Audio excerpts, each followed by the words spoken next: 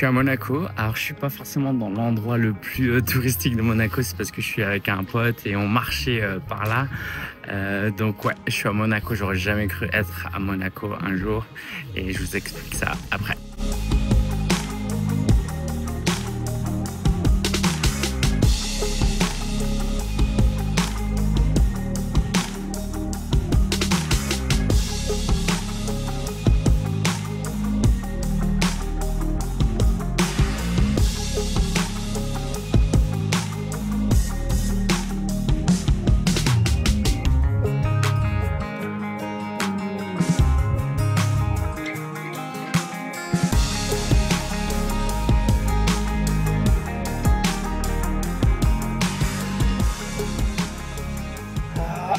Super nuit, pas de réveil de bébé et je découvre cette magnifique vue ce matin en me réveillant et c'est tellement inspirant que je me suis dit allez, je vais travailler d'ici.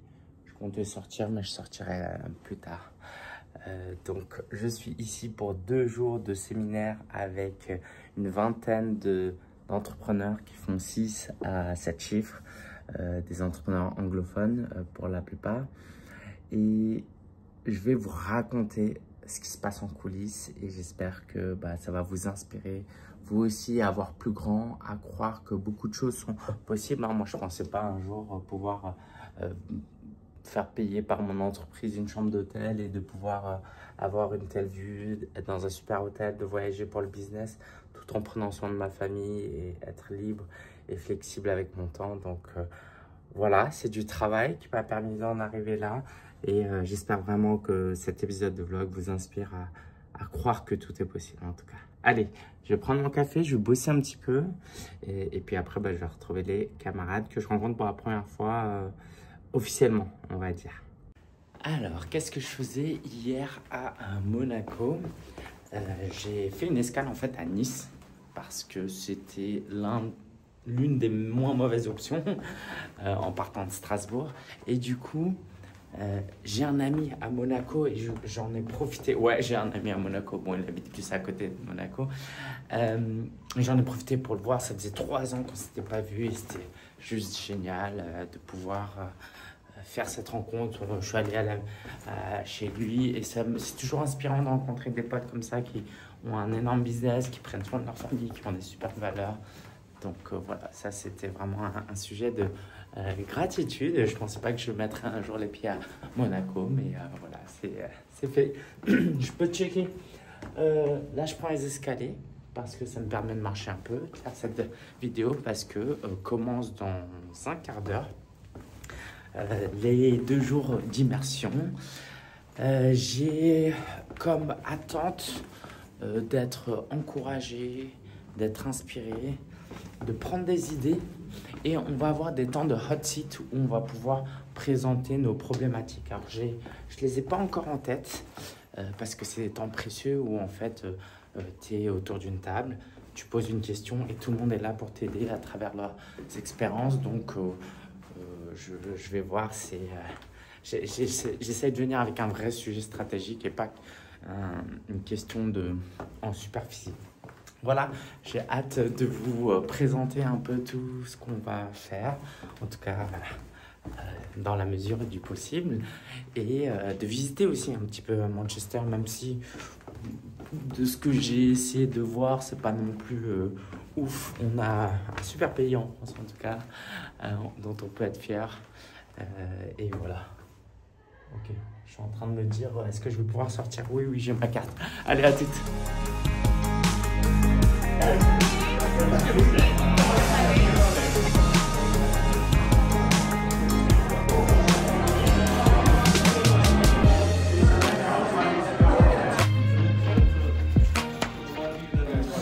On a une super présentation de Anne Rogers sur comment simplifier les tunnels de vente. Ce qui est cool, c'est que dans ces masterminds avec ces niveaux-là, les participants, les clients apportent énormément de valeur et c'est cool parce qu'on peut échanger aussi avec eux. C'est pas juste de l'inspiration et puis après tu repars, ce qui est cool aussi. Là, je vais lui poser quelques questions sur comment optimiser ma page de remerciements par exemple. Bref, ça c'est vachement cool d'avoir non seulement des enseignants, mais des camarades qui enseignent.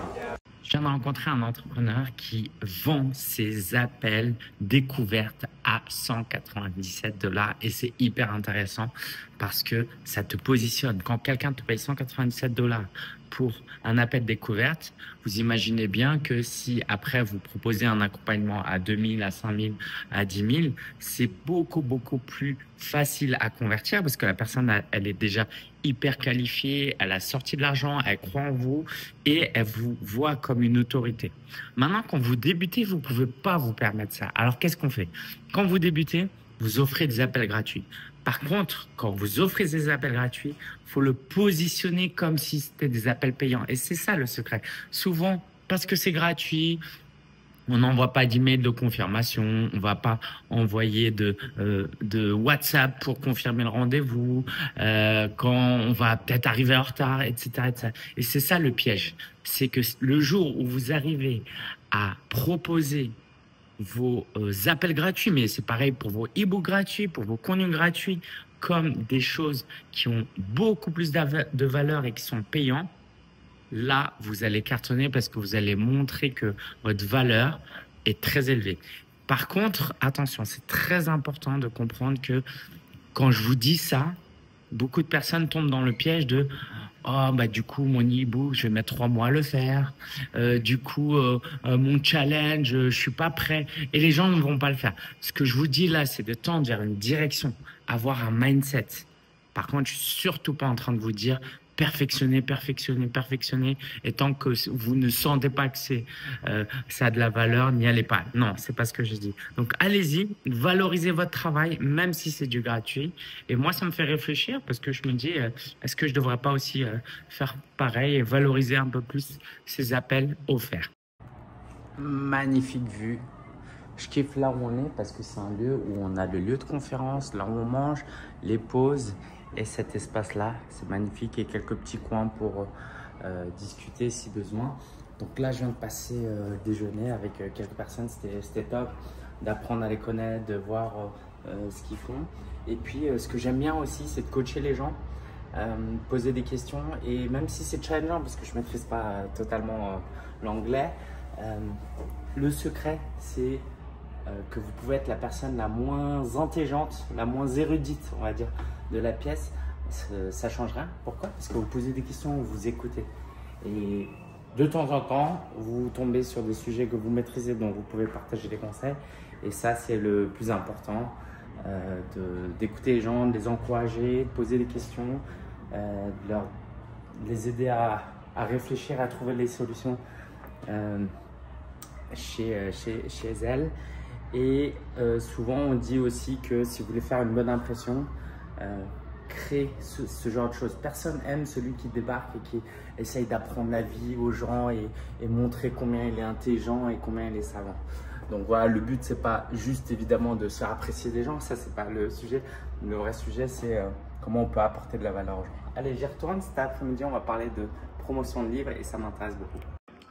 L'un des grands dangers d'assister à ce genre de mastermind, c'est que on peut repartir avec des super idées, se dire oh, ça, je vais faire ça, ça, je vais faire ça. Et parce que dans l'absolu, c'est des super idées.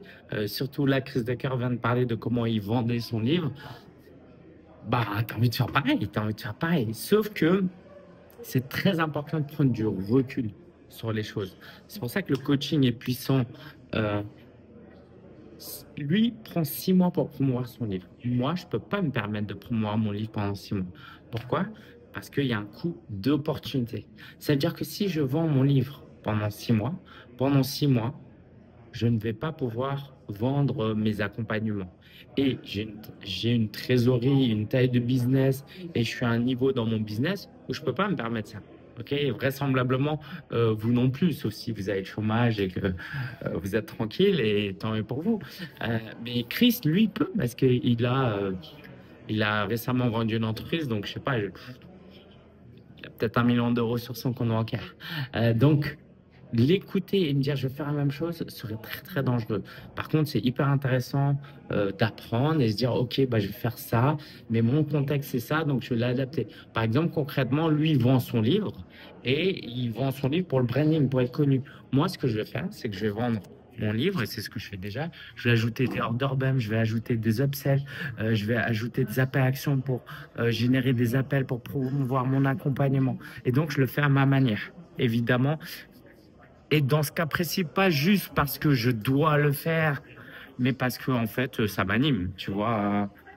Peut-être qu'un jour, ça me plairait, mais juste vendre des livres, ça me plaît pas. Moi, ce qui me plaît, c'est d'échanger avec les gens, de créer des expériences, des prises de conscience, d'accompagner les clients. Alors que lui, il est à un stade dans son business où c'est pas sa vision des choses. Donc voilà, c'est ce que je voulais vous partager. J'y retourne, je vous fais voir un petit peu l'ambiance. Vous allez voir, c'est super cool. Il y a des super discussions. Et là, c'est le temps de pause. Bon, je suis claqué. Alors, j'ai fait un truc que ça faisait très longtemps que j'avais plus fait, mais on s'est retrouvé avec deux gars, Edmond et Omar. Et je les ai aidés à créer leur tunnel de vente. On a utilisé Kajabi. Et ça faisait très très longtemps que je fais plus ça, parce qu'avec les clients d'une... Ouais, il y a le coucher du soleil là. Je sais pas si vous allez voir. Parce qu'avec les clients, on a une vidéo, on a des tutoriels. Je fais plus de prestations en freelance et je travaille que en ligne. Donc voilà. C'était marrant, je l'aurais pas fait si c'était pas des entrepreneurs avec qui je voulais connecter, quoi. Donc voilà, là ce soir, resto italien. Et puis je vais en profiter, j'ai 10 minutes. Je pense que je vais jouer un petit peu parce que il y a eu beaucoup de discussions dans la journée. Alors moi, ce que je fais par contre, pendant les speeches, etc., je travaille, je suis sur mon ordi. J'ai une grande capacité à faire plusieurs choses à la fois. Après, est-ce que je les fais bien ou pas? Ça, c'est une autre question. Donc, d'une certaine manière, même quand je suis avec des gens, je plonge dans mon monde parce que je pense pas que je travaille juste pour optimiser le temps, même si je le fais, c'est pour un peu rentrer virtuellement dans ma tête, dans mon petit cocon et rester dans mon coin. Voilà. Allez, hâte de vous retrouver. Deuxième jour de séminaire, j'ai bien dormi. Hier, je suis allé voir le match de foot, on a perdu 1-0, j'étais dégoûté quand je suis allé voir le match de foot. Le dîner était top. J'ai eu des super discussions avec l'un des speakers. C'était passionnant. Et puis, alors voilà, là je sais pas si on voit ma chambre, elle est... Ouais, je crois que c'est au 11e étage. Ouais. Et aujourd'hui, je crois qu'on va avoir une intervenante qui va nous parler de YouTube, donc hâte de voir ça. Et moi, ce que je vais faire, c'est que je vais profiter de ce lieu pour tourner des vidéos. Je sais pas si vous le savez, mais je suis dans un défi, une vidéo par jour. Et ce qui est efficace, c'est de batch process, c'est-à-dire de publier plusieurs vidéos d'enregistrer plusieurs vidéos en même temps plutôt qu'une vidéo par jour. Donc, je vais essayer d'en faire 3-4 ici. Et je dois dire que Manchester est un peu plus beau que j'imaginais. En fait, je critiquais un peu Manchester sans avoir visité parce que je suis allé sur TripAdvisor. Mais c'est sympa, il y a de belles architectures. J'aime bien l'architecture anglaise. Et voilà, et sinon les gens sont plutôt sympas aussi. Allez, je vous fais découvrir cette deuxième journée. Deuxième jour, on sort d'une matinée très riche, on a parlé de bonus, de lancement, de comment vendre. C'était passionnant. Et je voulais vous partager un truc. Alors, moi, vous savez, j'organise des sommets virtuels, c'est l'une des meilleures stratégies pour développer un business. Et de temps en temps, on invite des anglophones parce que j'aime bien et puis parce que je trouve que voilà, j'aime bien tout simplement. Mais le truc, c'est que les anglophones nous apportent rien. En tout cas en termes de prospères, parce que normalement le modèle du sommet virtuel, c'est que les speakers communiquent à leur liste. Et là, j'ai invité quelqu'un, il a genre 70 000 personnes dans sa liste. C'était juste pour vous montrer. Et il a une superbe expertise. Pour tout vous dire, il crée des sommets virtuels notamment, et je voulais l'inviter pour parler de ses apprentissages, de ses conseils, de comment il fait des sommets virtuels pour vous aider. Et il m'a dit non. Alors, avec le temps et l'expérience, j'ai appris à plus être si émotionnel. Parce que je peux vous dire que j'étais sûr à 90% qu'il allait dire oui. Surtout que généralement, quand les gens disent non, c'est parce que derrière, il y a un engagement du style il faut que tu envoies un email. Là, il avait zéro engagement, il m'a dit non. Et ce que j'aimerais vous partager, c'est que la tentation est très grande d'être émotionnel et d'être dans le jugement. Et c'est parti hein, dans ma tête. Oh là là, c'est pas un gars qui est dans la contribution, il n'est pas généreux, il est… Bref, tout plein de réflexions, il doit avoir des peurs, des grosses limitantes, etc. Et je me suis forcé à arrêter. Parce que surtout, le pire truc que j'aurais voulu faire, c'est de rentrer dans un argumentaire, vraiment pas. Mais j'ai essayé de comprendre un petit peu quand même. Tu vois, je lui ai demandé, ah pourquoi? Il m'a dit, je lui dis, ouais, et mieux vaut quand on vous refuse quelque chose, que ce soit un prospect ou un partenaire, tirer des leçons positives plutôt que de se mettre dans une situation émotionnelle désagréable. Donc là, typiquement, j'ai juste cherché à en tirer une leçon positive en mode, tiens, c'est intéressant. Il valorise beaucoup son temps est précieux et c'est ce que j'ai lu quelque part un jour de toute façon. Par défaut, la réponse est toujours non quand vous proposez quelque chose, quand vous êtes occupé en tout cas. Hein, au début, c'est pas pareil. Et du coup, je me suis dit, bah bravo, ça lui apporte rien. Et ben du coup, il dit non. Tu vois. Alors le truc, c'est que quand je vous dis ça, vous dites, oh, peut-être le mec, il est pas très sympa. Il est vraiment super sympa. C'est pour ça que j'étais sûr à 90% qu'il allait dire oui. Donc, c'est très important de ne pas prendre personnellement les choses. C'est pas moi qui dis non, c'est au sommet, parce qu'un sommet pour les coachs en français, alors qu'il est polonais avec son business en anglais, ça n'intéresse pas. Et puis voilà, j'ai pas forcément besoin de chercher à comprendre pourquoi, mais par contre, je peux en tirer un apprentissage. Donc, quand on vous dira non, et c'est surtout les prospects qui vous diront non hein, la plupart du temps, surtout, tirez-en une leçon et ne prenez pas ça personnellement, c'est très important. Allez, ciao, je vais manger. On sort d'un hot seat là, on était là et mon sujet, parce que c'était le 3e sujet, donc j'avais plus possibilité de fuir. C'est un sujet que je voulais adresser mais que je n'osais pas. C'était d'avoir leur avis sur le fait de publier Business Mindset mais en anglais. Forcément, c'est quelque chose que j'ai envie de faire depuis un moment. Le truc, c'est qu'il n'y a pas d'intérêt rationnel, il y a des coups d'opportunité et émotionnellement, c'est challengeant, tu vois. Identitairement, est-ce que je suis légitime, est-ce que blablabla, tu vois, tout plein de trucs sur lesquels j'ai de clients aussi, hein, évidemment. Donc, ils ont été très encourageants hein, en mode anglophone. Du coup, je vais le publier, le livre en anglais, parce qu'au final, je m'en faisais tout un film, mais à un moment donné, il y a un gars qui est auteur en plus, qui me dit, il s'agit juste de prendre un jour, de traduire avec l'IA, de demander à quelqu'un de le relire, et tu le mets sur Amazon en auto-édition, et c'est réglé, on n'en parle plus. Et puis, l'idée que j'ai eue, c'est, comme j'ai rien à vendre, peut-être que je peux offrir des appels gratuits pour les lecteurs du livre. Et comme pour mon business de coaching, c'est pas grave, j'ai rien à vendre pour le moment.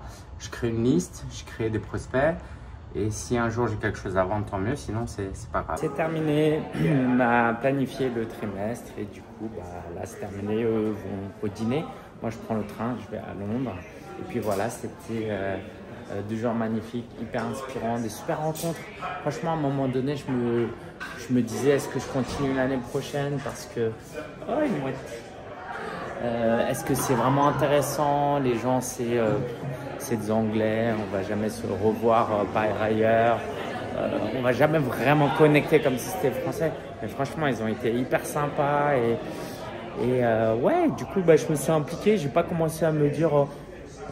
tu vois, j'ai joué le jeu, voilà, j'ai pas commencé à me dire de toute façon on va pas créer de lien, allez je reste dans mon coin. Non, vraiment j'ai discuté avec eux et c'était top. Et donc voilà, j'ai passé un super temps. Là je sais pas ce que je vais faire encore de mes 2 heures avant le train, mais certainement un peu de visite de cette belle ville, j'ai envie de dire. En tout cas j'ai créé des bons souvenirs ici. Donc voilà, on se retrouve pour un prochain voyage.